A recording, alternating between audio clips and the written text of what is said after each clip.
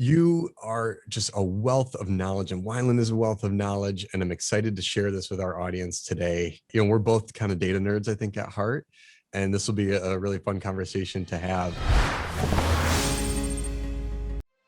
Welcome back to SUBTA Studios, everybody. Thanks so much for being here. I'm Paul Chambers, SUBTA co-founder. I'm so excited to have Jan Chandler here today from WIland. Jan, thanks so much for joining me. Oh, it's my pleasure, Paul. Data's exciting. It is. So let's start with the basics here. Just kind of like set the base for our audience. What data do companies have at their disposal? They have so much data available at their disposal. So just starting with your basic customer list. What do you know about your customers? What did they buy? When did they buy? More importantly, how much did they spend? You're looking at payment data. How are they paying? You have information from your payment processing providers. That's good intelligence. If your subscription box allows for customization, you can look at your customization data, spot trends. It can give you some idea of new products that you may want to offer in your subscription boxes, any add-on purchases, and then any promotional information. So if you're doing any promotional campaigns, whether it's direct mail, email advertising, whatever channel, looking at who responded and who didn't respond is a wealth of information right there. Obviously, you want to capture more of those people that did respond. Yeah. So all of that data helps you really make some good business decisions, and that's all at your disposal now. Okay, so I'm immediately overwhelmed, right? And I know there's ways through this, right? But there's so much there, and I'm having to pull from different spots and look at it. What's a good starting point for people when they're starting to look at their data? I think looking at your customer data first and foremost. Your customer data is the richest source of data that you have. It tells you, how did you acquire that customer? That's an important piece of information. How much did they spend? How many purchases did they make? And on average, looking at all of your customers, where do you see those points where you might need to make some actions? Just breaking it down into little pieces of information. What do you want to know?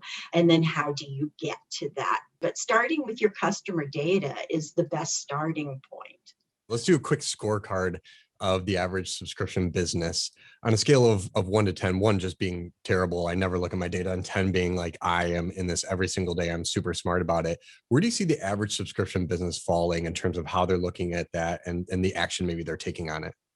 I would say a 6 or a 7. I do think that they're looking at the data. They know what their customer acquisition costs are. They know their basic churn rates. So I think they're looking at that. They know at what their break-even point is. So I think they're looking at that basic information. I think what they're looking at less is those decision-making points. So what's the best performing source of new customer acquisition? Is it direct mail? Is it digital acquisition?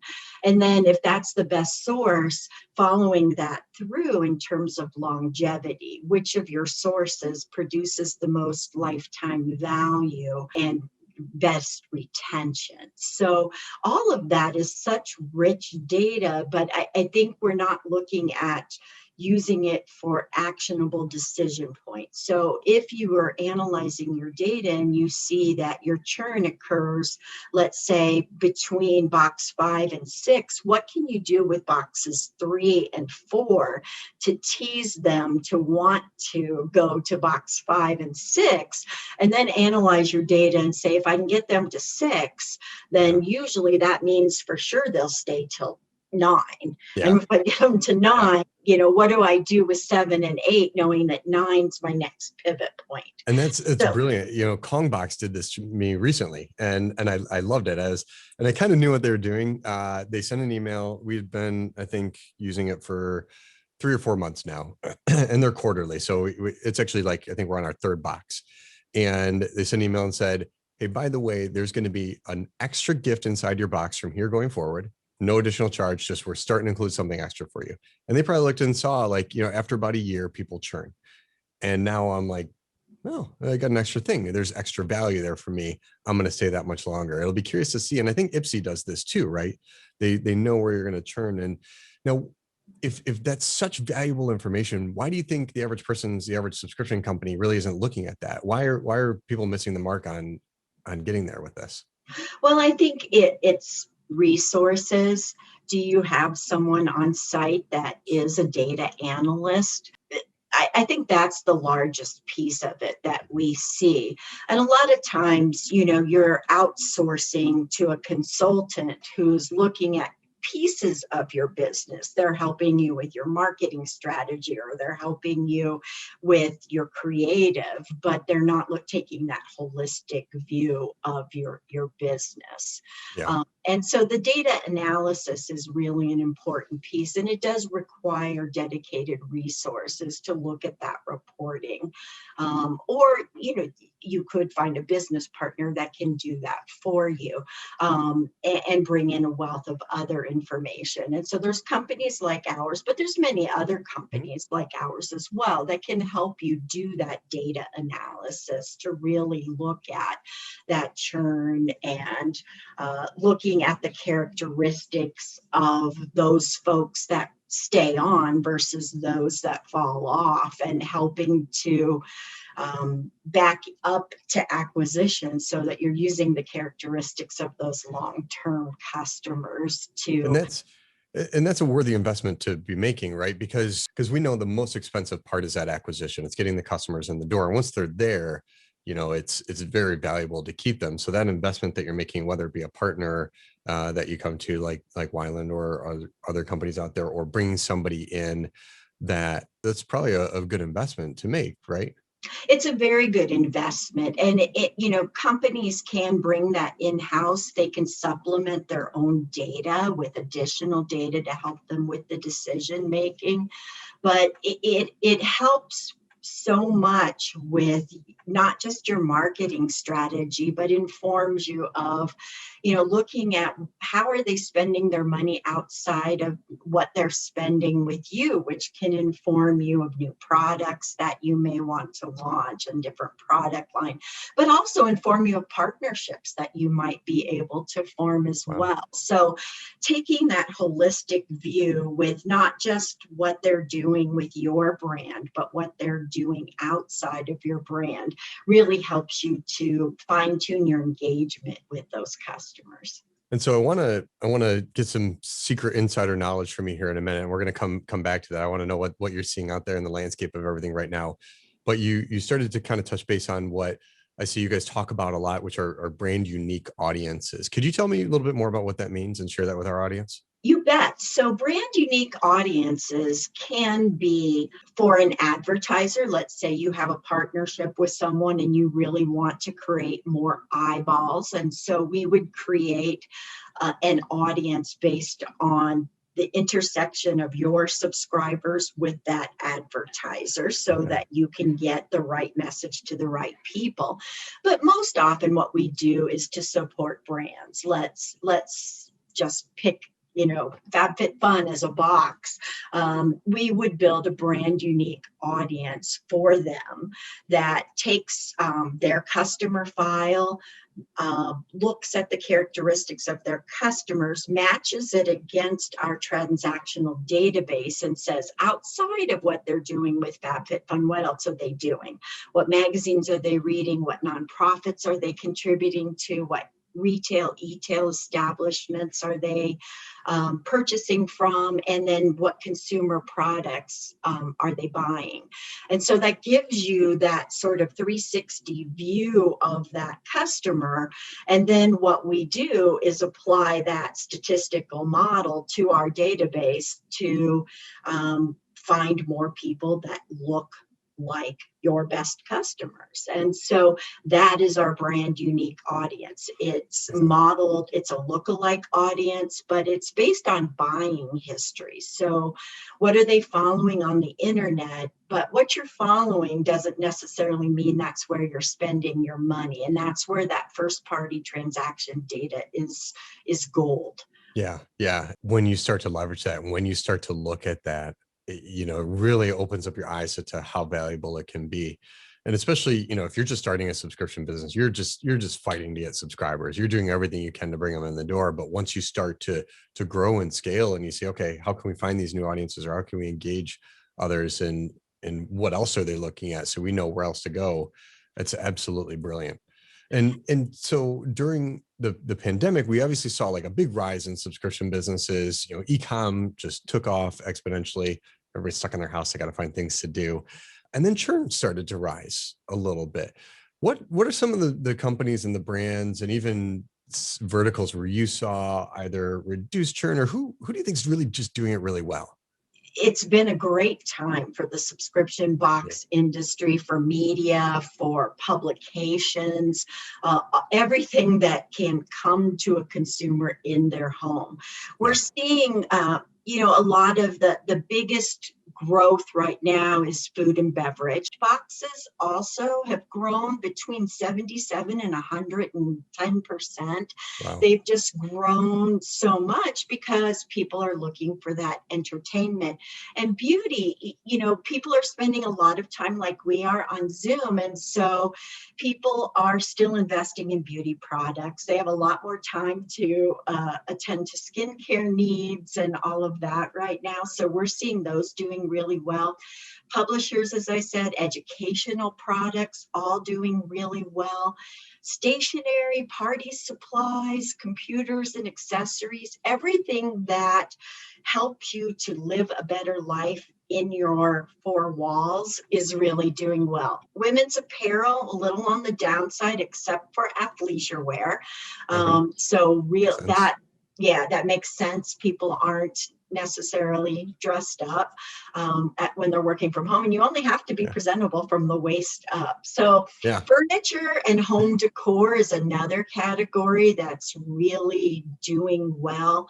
The other thing we're seeing is we've been studying the customers that have come on pre-COVID versus post-COVID. And the quality and type of customers really has remained fairly consistent. The average age has gone down slightly, but all other characteristics have remained pretty much the same. What's post-COVID for you? What's that time frame look like? We're saying mid-March of 2020. Okay. Up until current. Up until current. Okay.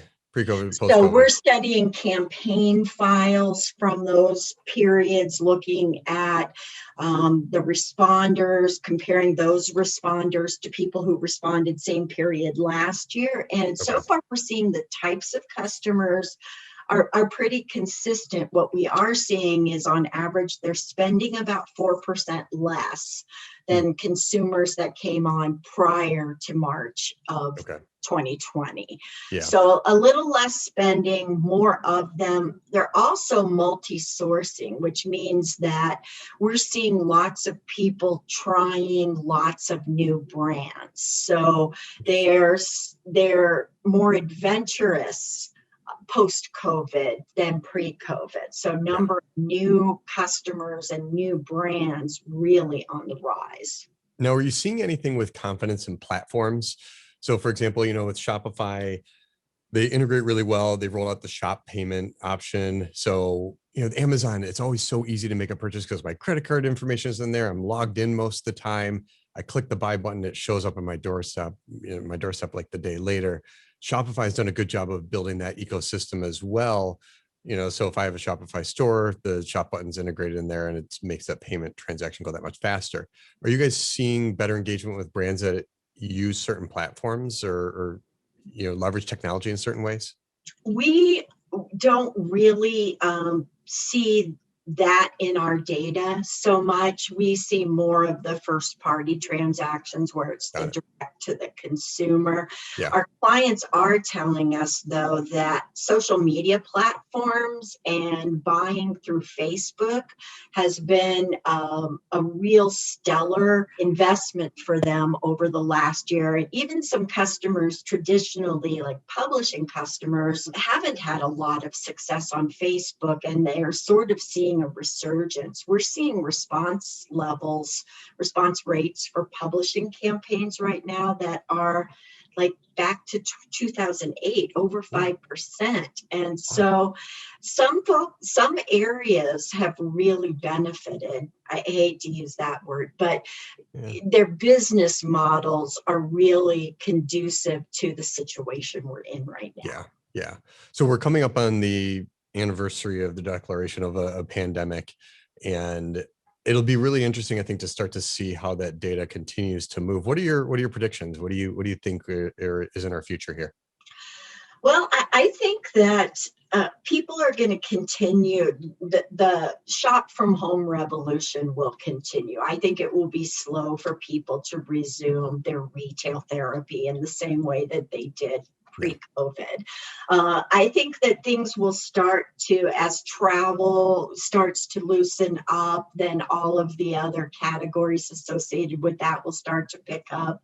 We'll start to see more in the traditional apparel, footwear, the categories that we're not really seeing a lot of traction in right now. We also believe that based on the profile of the customers pre and post COVID, that we'll continue to see higher than pre-COVID acquisition rates because people have adopted this sort of methodology. They've adopted the ease of the subscription economy, having things come to them, and that's moved into all other phases of their life. So more delivery, more food delivery, including DoorDash and services like that. So we predict that at least for the next year to 2 years, this trend will continue. If people have settled, the new norm won't be the old norm. So people won't return to the shopping and the restaurant dining and travel to the extent that they did pre-COVID. So we'll see the shopping trends, we believe, continue for the next year to 2 years. And there's more platforms, as you're talking about, that are really geared to support this new economy. Yeah. And it's a great time for direct to consumer. We see more companies getting into this space. We see more and more companies adding subscription. And, we see it as a great reason for these brands to engage with their customers like they never have before. And, we talk about this a lot together in terms of how subscription has truly changed that landscape, and e-com has as well. So as you look at that, it's a great time to get into it. If you aren't already in, e-com and direct to consumer, I think it's a great time to get into it. So there's a lot of new companies coming in on account of that. What advice would you give to some of these companies that are just getting started? Look at your data, know your audience, because once you know your audience, then you can market to them in a broad-based way. So as you're collecting your data, continue to look at that.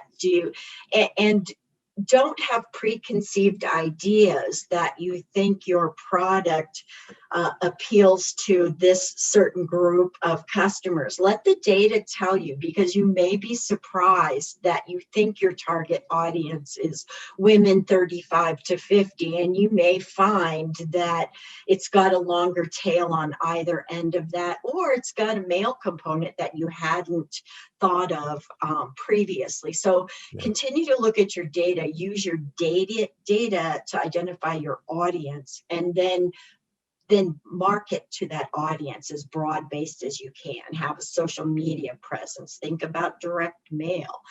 Think about all the channels where you can get your message out to your audience. It's the right message to the right people at the right time. Yeah.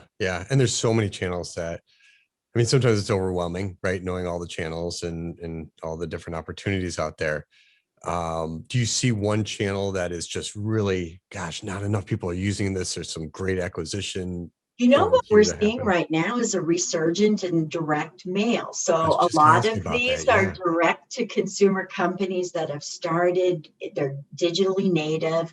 We are seeing a resurgence in direct mail. People like having a physical piece of mail that they have gone out to their, and so digital acquisition is still very strong. Direct mail is really seeing a resurgence and very strong response rates. TV advertising, less stickiness is what we're seeing overall. And email advertising, somewhat middle of the road. So let me ask you, this might be a tough question. It might be a really easy question. If you were to start any subscription business right now, in any vertical, in any way, based on what you're seeing, the data that's out there and all the fun things you know about it, what subscription business would you launch today? I would do some sort of a unique snack box. Ooh, that's fun. I just think they're fun and people are home right now. I have a snack basket, I'm ashamed to say, under my desk No here. shame in that. I snack all day. And I actually got my grandson a subscription box for snacks, and it's an international box. And so he gets a different country every time. Oh, And I that's so just see cool. how much he enjoys that. And I think I would like to do a popcorn of the month club. So that's good to know. So obviously we talked earlier about food and beverage. And so you see that opportunity enough, like that would be your go-to. I love that. That's It so would exciting. be, because that's, I think about, I'm a subscription box junkie. So I have a lot of subscriptions, including my Hint. And it's the food ones right now that are holding my interest because, unfortunately, it's been all about food. I'm cooking more, I'm trying new recipes, I'm trying new foods. Yeah, that's exciting. I saw it come through one of our feeds the other day of somebody interested in something. It was a marshmallow of the month club. And so now I'm trying to convince our team internally here, we need to get my kids to come in and film subscription box unboxings and make that a SUBTA show. I like having fun with my kids. So it'd be a fun thing to do. But That would be fun. Marshmallow of the month club, how amazing would that be? That'd be great. It'd be so fun. So we're going to subscribe to it and have some fun with it. So Jan, I truly appreciate all your knowledge here. Just so, our audience is probably looking at this going, wow, there's so much we can do. I'd be interested in working with a company like yours. Who's the ideal target for WIland and for what you guys are doing? Is there a range, a revenue target they need to be at? Just maybe help them understand if they're a good fit to work with you guys. And if not, maybe I know there's other great resources out there too. We work with all sizes. We've worked with many subscription box companies that are just starting. So for us, it's really not that they have to have a certain revenue target, but they do need to have about 1,000 customers to get started in terms of having some data for us to work with. We also have other options if they don't have data, where we can use some social signals to help inform us. And so really any size company, from startup to well-established, if they're doing marketing, we're ready to help them. Got it. Is it 1,000 transactions, 1,000 customers, or 1,000? It's 1,000 customers, individual customers. So we would want to get the data points associated with each of those to really build out a statistically significant model. Got it. And they can find you guys at WIland.com. WIland.com. WIland.com. Jan, thank you so much for being here. I truly appreciate you joining me, and we'll for sure continue to dive deeper in some future episodes. Great. It was a lot of fun. Thanks, Paul. Yeah, thanks so much for joining me. And just a reminder to our audience, don't forget to subscribe. If you found it valuable, hit that like button where you can find it, depending on where you're seeing this video come in. And we look forward to keeping in touch with everybody. Thanks again, Jan. Thanks, Paul. Have a good day.